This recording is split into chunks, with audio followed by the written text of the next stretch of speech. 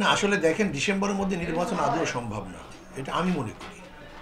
কারণ যে সংস্কারগুলি হাতে নিয়েছে সেই সংস্কারগুলি যদি না করা হয় তাহলে নির্বাচন অবাধ হবে না, গ্রহণযোগ্য নির্বাচন হবে না।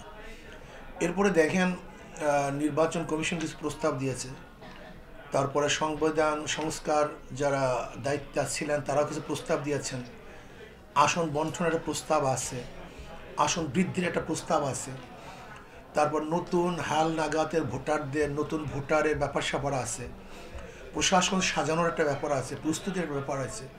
তাতে ডিসেম্বরের নির্বাচনটা খুব কঠিন এবং জটিল, সম্ভব বলে আমি মনে করি না।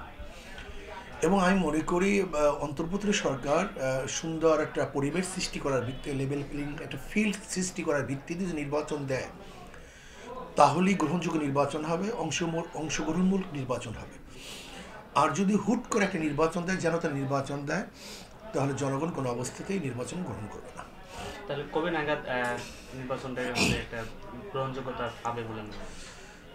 দেখেন মানে সংস্কারের পরে নির্বাচন যদি দেওয়া হয়, পরিবেশ সুস্থ হওয়ার পর নির্বাচন দিলে গ্রহণযোগ্য হবে।